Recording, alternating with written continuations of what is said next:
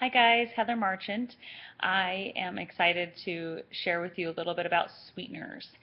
So there are so many sweeteners on the market today, and sometimes it can be really confusing because the marketing is such that, it's always healthy and good for you and natural. Natural is one of the favorite labels to be used for sweeteners especially. So a little bit about a couple of the ones to avoid. So corn syrup, for example, it's made by chemically splitting cornstarch, and it's highly caloric and it can contribute to weight gain and tooth decay. Then you have your high fructose corn syrup, and they take that cornstarch and modify it with some enzymes to increase the fructose level. So it can lead to early onset of adult diabetes. So the onset of adult diabetes. So there's just better options.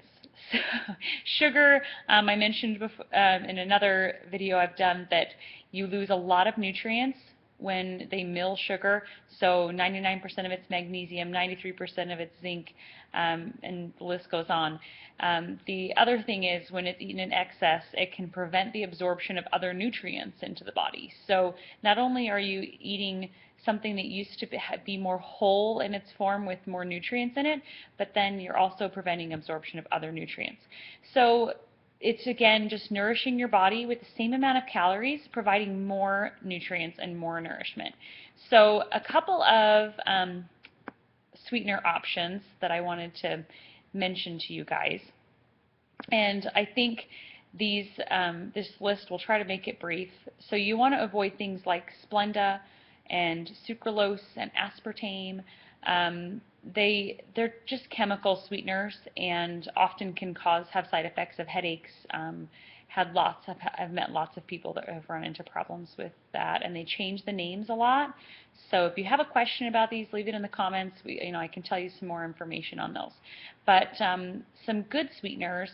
So you have natural ones like honey, and there's agave, which has been somewhat controversial.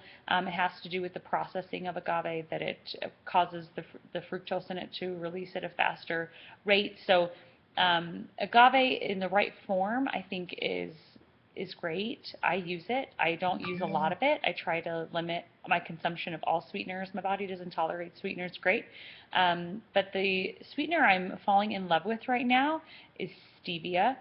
So I grew it in my backyard, in my garden, a couple of years ago, and it was bizarre because I saw it at Walmart and I was so excited because I don't know, I'm weird like this, so I bought it and I planted it in my garden. Didn't know what I was going to do with it, but I had this cool plant. And I remember toward the end of the growing season, I looked at it and I said, what am I going to do with this? Why did I even buy this? I don't even know what to do. And I picked a leaf off and I licked the leaf, and it was crazy sweet. So it's one of those sweeteners that is a natural sweetener. I know it because I grew it myself. But it has 0 calories, so your body's not going to process it like sugar.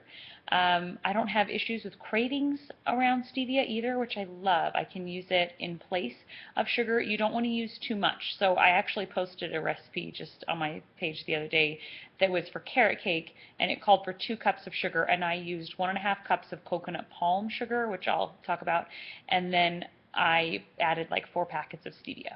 So you can make that adjustment and cut back. You just don't want to really replace all of your sweetener in a recipe because it can cause alteration of the flavor. But it's great in oatmeal, great in drinks, like if you're a tea drinker, coffee drinker, to put a packet of stevia in there. But start, like, less is more. It can be 100 times sweeter than sugar. It's a natural source, so it's not an exact science, but about 100 times sweeter than sugar. So you want to start slowly adding to anything you add stevia to. So calories are still calories. Stevia is 0 calories, but it doesn't mean you just want to, down stevia. You won't want to. It has a bitter aftertaste, so you just don't want to go crazy with it. But it is still calories. These sweeteners, honey, even, I mean, they're still have a lot of calories in them, so you want to limit that as best you can, but know where to find good sources of sweetener. And then the coconut palm sugar is one that I've liked a lot recently comes from coconut. It's a brown, it looks kind of like a brown sugar, and the grain is a little bigger.